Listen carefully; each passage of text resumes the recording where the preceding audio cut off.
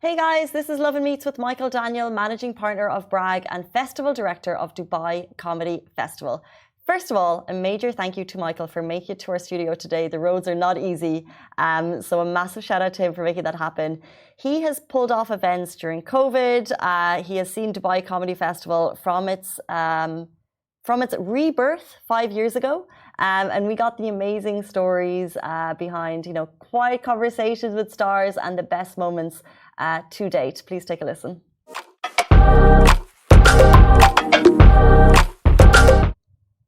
Hey guys, welcome back to the Lovin Dubai show. Today's guest is Michael Daniel, managing partner of Bragg and festival director of the Dubai Comedy Festival, the man who brings the laughs to Dubai. Welcome to the show. Thank you so much for being here. Thank you for having me. Appreciate it. Thank you so much for being here in peak crisis. The country is going through something we've never seen before, and you're putting on one of the biggest comedy festivals in the region. How's that going? Well, suffice it to say that what we're seeing right now is unprecedented in the history of the country, let alone in the history of the city. I have to say that the shout out goes to the team. The team have been amazing with everything that we've been doing so far. You have to take it one step at a time. As it comes, as we say, with the team, we roll with the punches. That's the only way to do it, and you laugh at everything that comes your way, because you know what? That's when you're talking about a festival that's all about instilling laughter and joy in people. The only thing you can do in a situation like this is to laugh about the situation. Say, hey, this is funny in its own right, even though it's not. But you go with it and you try to make the best of it, and you fix the problems as they come. We're all about solutions at at Dubai Comedy Fest and at Bragg. So, well, I guess you've got to be at this point. Is there anything the audience need to be aware of in terms of times, schedules, acts coming through? Yes. So obviously, with everything that's going on, be it airport delays, be it road obstructions, etc. Be mindful of getting to shows a little bit earlier. Some shows have been canceled. Some shows have been postponed. All the information is at DubaiComedyFest.ae on the website, as well as our socials, Dubai Comedy Fest on Instagram. So, just stay tuned. We're always, putting out new information, and we want people to be safe, and we want people to also show up. There is no reason for you not to show up. Dubai Opera is very much operational. Cool. Roxy is very much operational. We have a show tonight with Zarna Garg at Dubai Opera, and we have also the show taking place at Roxy later on tonight with the Bill Masri folks, who are coming all the way from Egypt. They had a tiring and harrowing experience to get here, but they made it in the end. So please, let's show them the support and let's make our way out there. So cool. I want to get a bit into the history of the Comedy Festival, which I know you're very much part of, but just to get a bit of a background about you and your love for comedy, and can you remember the first comedy gig that you ever went to that you thought, hey, this is cool? Yeah, so my love affair with comedy started because I grew up between Dubai and Montreal. And Montreal is very synonymous with comedy out of the fact that they have the Just for Laughs, which happens annually every summer. So I used to go to a lot of the shows every summer when I was still living in Montreal, and I was there actually 2 years back, actually a year ago, and was catching it. But ever since I was going, the comedy bug, bit me when I was at that festival. And then when the opportunity presented itself to us with in partnership with DET, because DET are ultimately the custodians of the brand, and they own the brand. I jumped at the opportunity because this is sort of right up my wheelhouse. Big fan of comedy, big fan of all the comedians, big fan of all the local comedians that are sort of making this culture happen out here. Yeah. And really building out the industry, as it were. So it's fascinating to see what's happening and how it's growing. Obviously, it's places like the US and the UK, they've had a long stretch with comedy. And I think now that the Middle East, while notorious for being sort of unfunny because of the situation and the political climate, we're proving time and time again that we love to have a laugh at, there's plenty of talented comedians out here and entertainers out here. So, we're all about growing that community and growing that industry out here. And that's really what it is all about. I love comedy so much, I have to say. I think there's nothing better than a comedy show at any point of the year. Sure. Can you give us a bit of an insight into the scale? So it was born 5 years ago. What did it look like then versus what does it look like now? So I want to say, to be more accurate, it was reborn 5 years ago. Okay. The original festival happened in 2015, and with DET they brought in acts like Dave Chappelle, Hannibal Buress. Trevor Noah was kind of growing and expanding at that point in time. Fast forward to 2020, because at the Dubai Comedy Festival we don't like to do things easy. We decided, hey, let's kick things off in COVID, or at least at the tail end of COVID happening in Dubai. So we kicked it back into high gear in 2020, October 2020. We had a smaller festival then, and it's grown sort of, slowly, but grown exponentially. I want to say in the expansion of number of shows, number of comedians that have come through, with still challenges every year. But it's great to see that we're able to capture the imagination of those living abroad who want to come here, and when they do come here, they're always sort of saying, how amazing the city is, and how amazing the festival is, and how amazing the venue is. We had 2 sold-out shows with Gad the other day, and backstage he was telling me sort of anecdotally, he's like how much he loves coming back to this room, and he never in a million years would have thought that, oh, I'm doing a French show in a city like Dubai, and that goes to show, sort of the multicultural aspect and what we're trying to push with the festival as well, because one of our taglines is a world of laughs, given the fact that there's 200 nationalities living in this city, and you can do comedy in your language, and still have an audience for that. So this is a big question we want to ask. We are a diverse city filled with so many nationalities. How do you cater to that? How do you make sure that everyone's laughter needs are met? Sure. So the easiest part is to do shows in English, obviously, but because you have such a wide ranging diaspora, be it sort of the South Asian community, the European community, which is broken up into all the sub sort of categories there, and then you have the African diaspora and the East Asian diaspora. We try to find shows that make sense. We're always trying to find the balance between quality comedy and quality entertainment, and shows that happen in language. So it's a balancing act, but we find them. There's a great community of comedians who come out here and do shows in German. We've had it. Like I said, we mentioned French. We've done shows in Hindi, and we've done shows in Arabic, obviously, because Arabic is the mother tongue of the UAE. So we're constantly finding those pockets of comedians. Actually, during this festival, we had a show completely done in Tagalog, which was the first time we're doing it at the Dubai Comedy Fest. So it's kind of this trend that we want to continue doing and growing. Sometimes easier said than done, because of, just like I said, trying to find the right quality and the right balance. But we'll get there in the end, and hopefully, ultimately down the line, 10, 15, 20, 30 years down the line, Dubai Comedy Fest is really seen as the festival which is a world of laughs that comes to you with multiple languages, because no other festival in the world can really claim that, to be honest with you. Exactly, this is the thing.